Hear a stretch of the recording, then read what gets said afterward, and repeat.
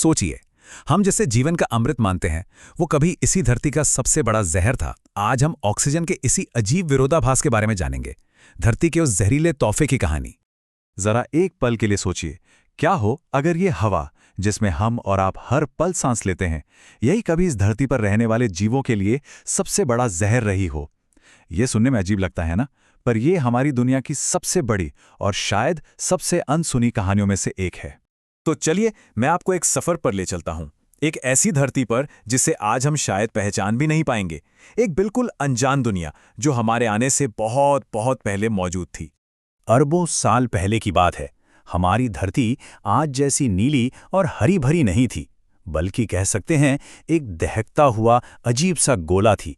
और सबसे बड़ा और सबसे जानलेवा फर्क था यहाँ की हवा में। देखिए, साइंटिस्ट्स इसके लिए एक टर्म इस्तेमाल करते हैं, एनॉक्सिक एटमॉस्फेयर। अब इसका सीधा सा मतलब यह है कि एक ऐसा वायुमंडल जिसमें ऑक्सीजन का खैर नामो निशान तक नहीं था।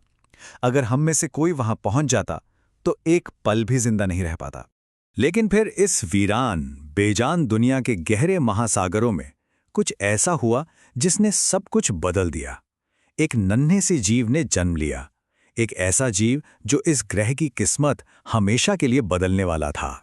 और ये दुनिया बदलने वाले जीव थे सायनोबैक्टीरिया। मतलब इतने छोटे कि आप इन्हें देख भी नहीं सकते, लेकिन इन्होंने कुछ ऐसा किया जो किसी क्रांति से कम नहीं था। इन्होंने सूरज की रोशनी को अपनी एनर्जी में बदलना सीखा और इस प्रोसेस में एक नई गैस बनाना शुरू किया, एक ऐसी गैस जिसे हम आज ऑक्सीजन के नाम से जानते हैं। और ये जिस प्रक्रिया से कमाल कर रहे थे उसे हम सब स्कूल में पढ़ चुके हैं, फोटोसिंथेसिस। आप इसे कुदरत का जादू समझिए। ये जीव सूरज की रोशनी लेते, उस वक्त की जहरीली हवा को सोखते और बदले में ऑक्सीजन को एक बाय प्रोडक्ट की तरह बाहर छोड़ देते। एक ऐसा बाय प्रोडक्ट जो दुनिया को बदलने वाला था। अब सोचिए, ये कोई एक दो दिन की बात नहीं थी। लाखों करोड़ों सालों तक ये सब चलता रहा।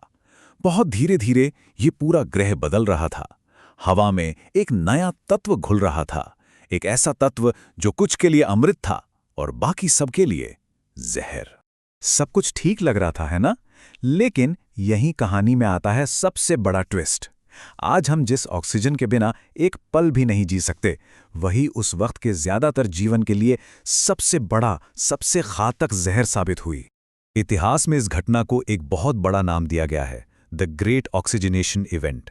ये वो प्रलयंकारी दौर था जब धरती का वायुमंडल पहली बार ऑक्सीजन से भरने लगा और इस ग्रह का चेहरा, इसका पर्यावरण हमेशा हमेशा के लिए बदल गया।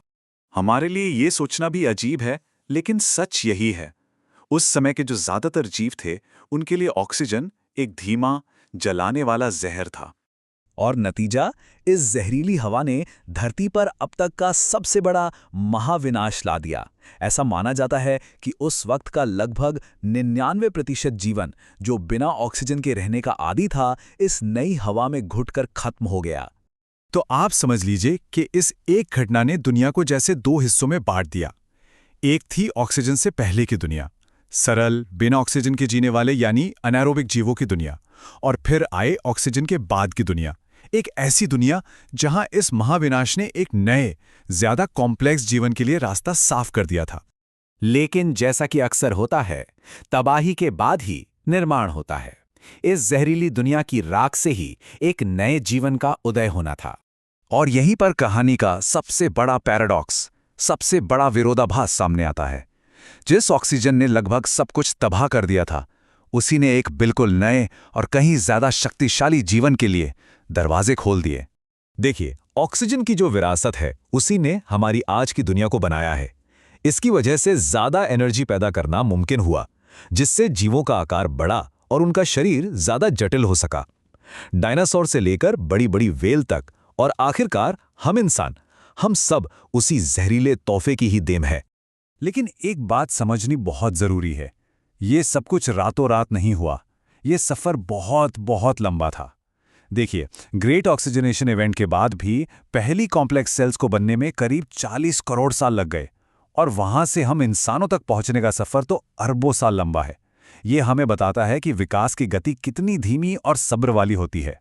तो अब हम इस पूरी कहानी को समेटते हुए इसके सबसे दिलचस्प पहलू पर आते हैं। जीवन का ये जहरीला तोहफा और हमारे ग्रह का ये अद्भुत विरोधाभास।